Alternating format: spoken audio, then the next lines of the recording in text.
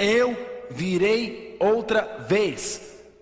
João 14, 1 e 3, Salmo 50 diz: virá o nosso Deus e não se calará. Atos 1 diz: do mesmo modo que o viste subir, do mesmo modo ele há de vir.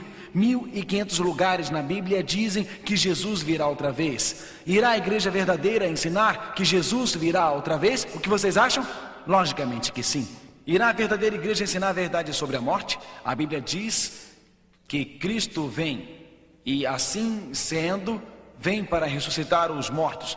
O apóstolo Paulo disse que o próprio Senhor descerá dos céus. Com um grande clamor, a trombeta de Deus, os mortos em Cristo irão o quê? Levantar-se primeiro.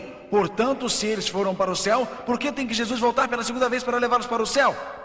A verdadeira igreja deve crer na Bíblia, deve ser centralizada na fé em Cristo quando ensina, deve ser uma igreja que prega a salvação pela graça, que acredita na segunda vinda de Cristo e que ensina a verdade sobre a morte e que guarda os mandamentos de Deus, incluindo o sábado bíblico.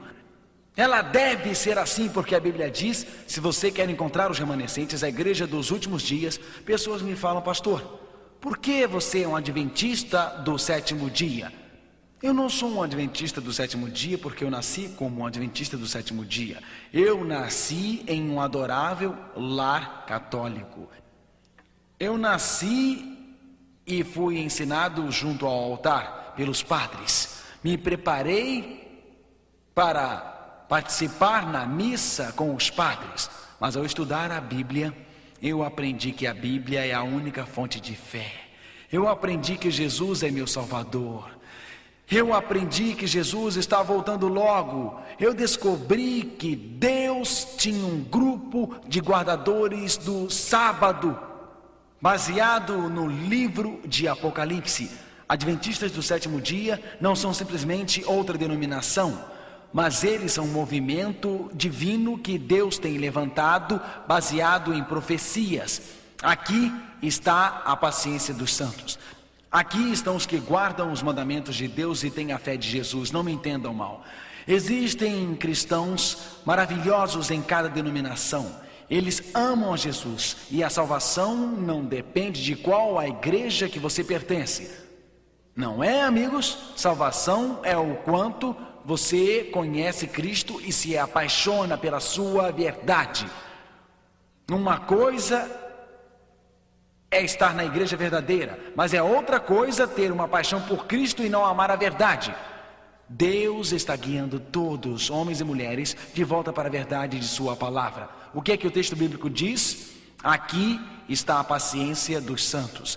Aqui estão aqueles que guardam os mandamentos de Deus e têm a fé de Jesus. Duas características distintas dos remanescentes são estas: amavelmente obedecem os mandamentos de Deus e têm o testemunho de Jesus Cristo. Eu fico pensando, Apocalipse 12 fala deste testemunho de Jesus, mas o que será isto? Vocês se lembram? Em Apocalipse 12, 17 fala que o dragão está irado com a igreja e saiu para guerrear com os remanescentes, ou sua semente que guarda os mandamentos de Deus e tem o testemunho de Jesus. O que será este testemunho de Jesus? João viu um anjo descer, a Bíblia fala: eu caí aos seus pés para adorá-lo. Ele me disse: não faças tal, pois eu sou teu servo e vocês são irmãos que têm o testemunho de Jesus. Este anjo que desceu do céu iria trazer para João, na ilha de Pátimos, uma testemunha ou testemunho de Jesus. João queria adorar este anjo. O anjo disse: não o faças. Mas estou trazendo para você, João, o dom da profecia, o espírito de profecia que tem pulsado no peito de cada profeta do Velho Testamento. O testemunho de Jesus, de acordo com a Bíblia, é o dom de profecia. Adoram a Deus, pois têm o testemunho de Jesus. Leiam comigo, é o espírito de profecia. Apocalipse 19, 10. Então a igreja verdadeira de Deus, o dragão, está irado contra ela e saiu para guerrear contra os remanescentes de sua semente, a última igreja que guarda os mandamentos de Deus e tem o testemunho de Jesus. E o testemunho de Jesus, todos juntos, é o quê? O Espírito de profecia. O Deus que guiou a igreja através da história com o dom de profecia, iria guiar sua igreja dos últimos dias com o Espírito de profecia. Exatamente antes da segunda vinda de Cristo, iria se erguer um movimento divino, um movimento de destino divino baseado nas profecias do Apocalipse, que seria diferente do que qualquer outra denominação, porque guardaria todos os mandamentos, a fé apostólica do passado, e seria guiado pelo dom de profecia. Vamos ler Coríntios. Vocês concordam com Paulo? Eu concordo, até mesmo com o testemunho de Jesus. O que é que o testemunho de Jesus é? O dom de profecia. Até mesmo que o testemunho de Cristo foi confirmado em você, para que não falte nenhum dom, aguardando a volta de Jesus Cristo, nosso Senhor. 1 Coríntios 1, versos 6 e 7. Teria a igreja que espera a segunda volta de Cristo o dom de profecia? Teria? Aqui diz que sim. Notem no livro de Efésios, quando Jesus ascendeu aos céus, diz assim: e ele mesmo deu alguns para apóstolos, e alguns profetas, e outros evangelistas, e alguns pastores e professores. Efésios 4 e 11. Quando Jesus ascendeu aos céus, ele deu à sua igreja terrena pastores. Permaneceriam aqueles pastores na igreja até o fim dos tempos? A igreja precisa de bons pastores hoje? Amém. Precisa a igreja de bons professores hoje? Sim. A igreja precisa de evangelistas? Eu espero que sim. Sim. Precisa a igreja de administradores e apóstolos? Sim. A igreja dos últimos dias também seria guiada pelo espírito de profecia. Você diz: Mark, você quer dizer que uma das características do movimento dos últimos dias é o dom da profecia? Negar o espírito de profecia na igreja remanescente é o mesmo que negar aquela parte da Bíblia que diz o dom de profecia estaria na igreja de Deus dos últimos dias. Porém, o dom de profecia nunca deve tomar o lugar da Bíblia. Mas aceitar o dom de profecia é o mesmo que aceitar aquele dom que Deus deu, que estaria em sua igreja, que guardaria seus mandamentos nos últimos dias da história. Fiéis estudantes da Bíblia estudavam a palavra de Deus. E você se lembra que, ao estes fiéis estudantes estudarem a palavra de Deus, a igreja deveria se levantar ao redor de 1798? Eles estavam estudando as profecias de Daniel. Eles leram esta aqui. E ele me disse: por 2300 dias e o santuário será purificado. Daniel 8 e 14. Em profecias bíblicas, um dia profético equivale a um que literal? Um ano. Eles estudaram as profecias. Nós temos estudado aqui em nossas reuniões. Temos visto que esta profecia dos 2300 anos, que começou 457 a.C., e se você tem vindo, nós temos estudado que esta profecia se acabou em 1844, que desde 1844 temos estado vivendo no que a Bíblia chama de o tempo do fim. O tempo quando o evangelho deve ir a todo mundo, o tempo em que temos que nos preparar para a volta de Jesus. Fiéis estudiosos da Bíblia estudaram esta profecia. Eles entenderam errado. Eles achavam que Jesus realmente iria voltar em 1844. Eles eram mais ou menos iguais aos primeiros discípulos. Lembram-se de que os primeiros discípulos achavam que Jesus iria estabelecer seu reino aqui? Eles não achavam que Cristo morreria na cruz. Na verdade, na noite antes da morte de Cristo na cruz, Tiago e João disseram: podemos nos assentar um à sua esquerda e outro à sua direita no reino, Senhor? Nós poderíamos. Os discípulos achavam que Cristo estabeleceria seu reino em 31 DC. Os discípulos dos últimos dias acharam que Cristo estabeleceria seu reino em 1844. Eles interpretaram errado a profecia, assim como os primeiros discípulos. Pelo desapontamento da cruz, Cristo ergueu o cristianismo do Novo Testamento. Assim, pelo desapontamento de 1844, após 1798, Deus uniu um grupo de crentes. Eles eram metodistas, batistas, católicos episcopais, pessoas de várias fés que acreditavam em Jesus, que acreditavam na sua palavra, que aceitavam que ele viria outra vez. E ao eles estudarem a Bíblia, acreditavam que o sábado bíblico era a palavra de Deus. O que aconteceria a esse grupo de crentes? Se dividiriam.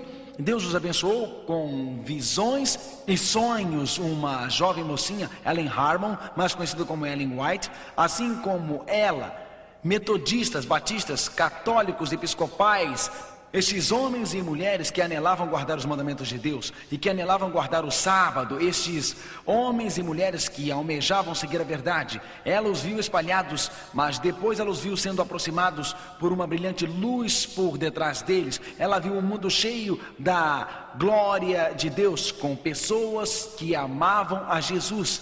Sim, Deus levantou nos primeiros anos o dom de profecia. O que faria Deus?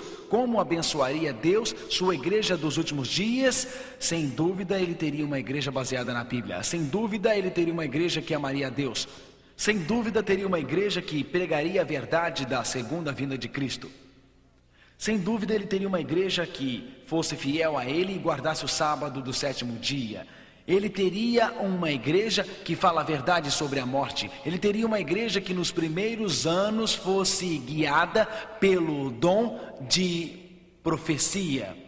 Deus levantou o dom de profecia para guiar o seu povo e levá-lo a um movimento mundial para proclamar o Evangelho. Alguém pode perguntar: como posso reconhecer a igreja de Deus? Ela seria levantada em 1798. Ela confia em Jesus, está sendo guiada pelas profecias, proclama a mensagem final de Deus ao mundo. Meu irmão, minha irmã, meu amigo, nesta noite, ao redor do mundo, esta mensagem poderosa está sendo proclamada. Eu vi um outro anjo voando pelo meio do céu, tendo o evangelho eterno para pregar a todos os povos, a toda nação, língua e povo, dizendo com grande voz: temei a Deus e dá-lhe glória. Nós estamos na hora do juízo, na hora do julgamento. Deus levantaria um corpo mundial de crentes.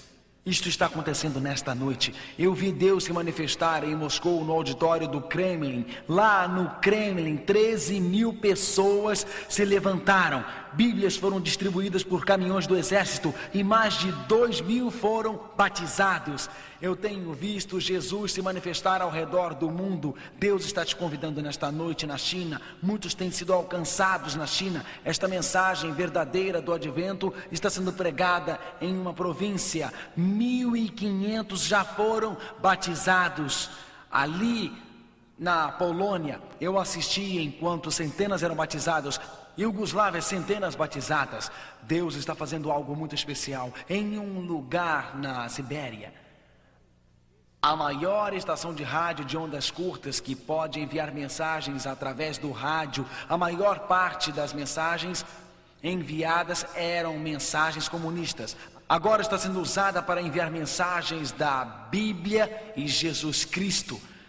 Deus está juntando o seu povo, porque estes são os últimos momentos. Esta é a hora final.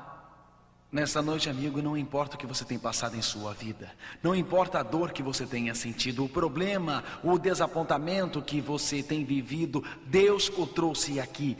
Deus sabe que você é uma pessoa que tem procurado a verdade, Deus sabe que tem procurado a palavra de Deus, Ele sabe o que tem em seu coração e que Ele está aberto para a sua palavra.